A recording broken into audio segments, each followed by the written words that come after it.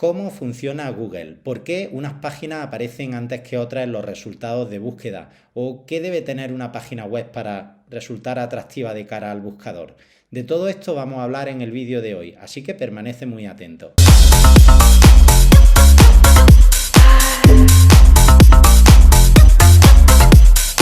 Soy Raúl Ordóñez y en este vídeo vas a encontrar vídeos sobre marketing y cultura digital que pueden ayudarte mucho.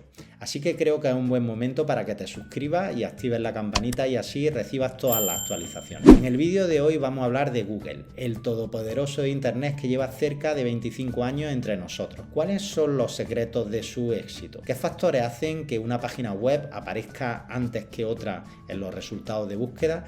Y en definitiva, ¿cómo funciona esta herramienta que a diario usan millones de personas en todo el mundo? Para contestar a todas estas preguntas deberíamos comenzar por el principio y eso nos lleva a remontarnos a los años 90. Por aquel entonces la web que existía era completamente diferente a la que conocemos hoy en día. Era la llamada web 1.0, una web completamente plana, estática, con pocos sitios web, había pocos creadores de contenido y esas páginas además tenían escaso contenido multimedia, básicamente eran hipertexto, texto y enlaces, y además no permitían interacción por parte del público, no había comentarios, tampoco había redes sociales, estábamos ante una web básicamente monótona y aburrida. Sin embargo, empezó a aparecer la figura del buscador, y de hecho algunos famosos como Lycos, Excite o el fallecido, descanse en paz, Altavista, seguro que os suenan muchos de ellos. Estas herramientas trataban un poco de poner orden en aquel ecosistema inicial, facilitando la vida a los usuarios,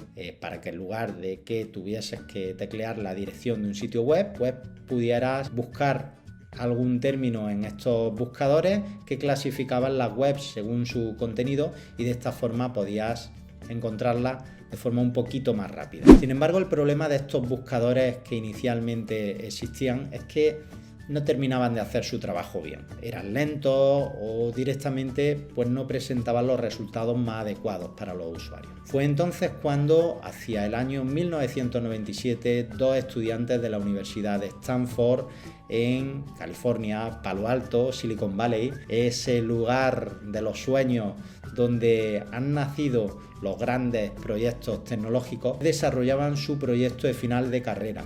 Básicamente consistía en un buscador que trataba de poner orden a toda esa volumen de información que existía en Internet y sobre todo que mejorara lo presente. A este buscador lo bautizaron inicialmente con el nombre de Backrub, pero cuando la cosa funcionó y el proyecto pasó a materializarse y a convertirse en empresa, decidieron que el nombre más adecuado debía ser Google, o Google como lo conocen en América. Como curiosidad, comentarte que un Google es un concepto matemático que equivale al número 10 elevado a la centésima potencia, o lo que es lo mismo, un 10 seguido de 100 ceros. Utilizaron este nombre para representar el poder que tiene esta herramienta de acaparar toda la información que existe en Internet. ¿Y cómo funciona Google? Porque ese funcionamiento inicial básicamente no ha cambiado o prácticamente ha cambiado muy poquito en estos 25 años. Se basa en tres pilares. De un lado, rastreo, de otro, indexación y por último, relevancia. Vamos a ver cada uno de ellos. Rastreo, ¿qué es esto? Si tuviéramos que representar a Google como una persona o un objeto, diríamos que es un conjunto de servidores que hay repartidos en distintas localizaciones del mundo. Los servidores, ya sabes, son ordenadores conectados a Internet. Y en esos ordenadores, además de albergarse información, lo que tiene Google son pequeños programitas informáticos, los llamados Spider Bots o arañas de Google, cuyo cometido principal es salir a la web, ir visitando, rastreando todas las páginas web que hay en el mundo y realizar una serie de acciones. Lo primero que hace un robot de Google cuando llega a tu página es leerla de arriba a abajo.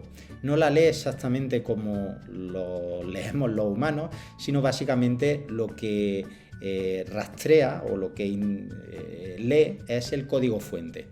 Tú mismo puedes ver el código fuente de una página si entras a cualquier web y haces clic con el botón derecho en ver código fuente. Ese es el código que están leyendo continuamente estos rastreadores o arañas de Google. Además de eso, pues van tomando información relativa a esa página. Por ejemplo, si esa página es rápida o no a la hora de cargar, si esa página se ve bien desde dispositivos móviles o no, si esa página tiene enlaces hacia otras páginas o si otras páginas están enlazando hacia esa página. Y con todo eso lo que hace es tomar una copia de toda esa información y de todos esos datos y de todo ese contenido que tiene esa página y llevarla de nuevo a Google. Ese pequeño agente que tiene Google llega hasta el bibliotecario, vamos a llamarlo así, que sería el propio motor de búsqueda de Google, quien recibe esa información y pasamos a la fase 2 o a ese pilar 2 del funcionamiento, que es la indexación. Con la información que va recibiendo Google de todo el proceso de rastreo de sus arañas, pues en esta segunda fase Google lo que hace es indexarla, catalogarla. Es decir, Google es capaz de ir almacenando en su biblioteca distintas copias de todas las páginas web que existen en el mundo, o al menos de aquellas que permiten el acceso a sus robots de búsqueda. No solo es capaz de almacenarlas cronológicamente, sino también temáticamente, incluso semánticamente. Es capaz de, por ejemplo, archivar e indexar todas las páginas web que, por ejemplo, están relacionadas con restaurantes o páginas web que están relacionadas con natación. Pasamos al tercer y último pilar del funcionamiento, que es la relevancia. Y aquí es cuando entra en juego la otra parte fundamental de todo este proceso, que es el usuario. El usuario llega al motor de búsqueda de Google, llega a la biblioteca y le pregunta al bibliotecario si tiene webs o libros que hablen sobre, por ejemplo, natación. Es entonces cuando Google coge todas esas copias de las páginas web que tiene indexadas en su catálogo, en el que se conoce como el índice de Google, y se las muestra al usuario. Oye, aquí tienes 1200 páginas que hablan sobre natación, o 1200 millones de páginas web que hablan sobre natación.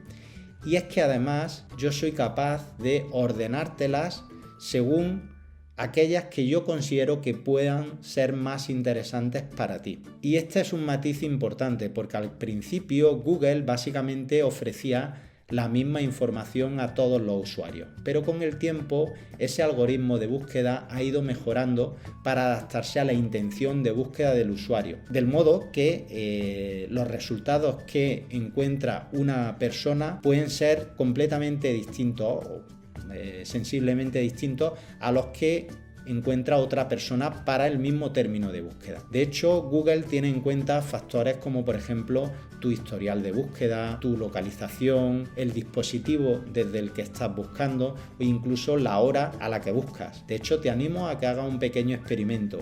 Prueba, por ejemplo, a buscar pulpo desde tu ordenador o portátil por la mañana, a las 8 o las 9 de la mañana. Posiblemente el primer resultado de búsqueda sea una entrada en Wikipedia donde te explican que el pulpo es un cefalópodo. Después prueba ese mismo día o al día siguiente desde la calle a las 2, 3 de la tarde, por ejemplo, a buscar pulpo. Verás que los resultados que te aparecen son posiblemente restaurantes de la zona en la que te encuentres donde se sirve ese plato. Con todo esto tenemos el combo que explica el funcionamiento de Google: rastreo, indexación y relevancia.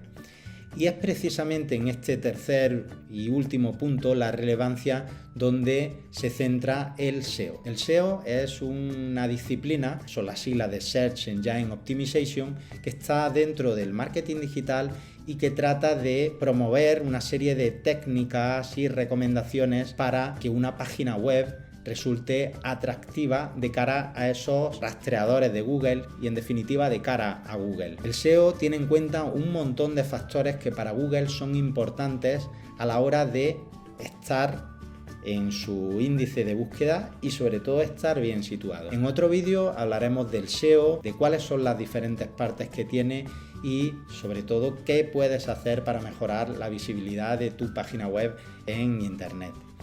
Hasta aquí el vídeo de hoy. Ya sabes, si tienes alguna duda o quieres comentar algo, déjalo en los comentarios. Nos vemos, chao.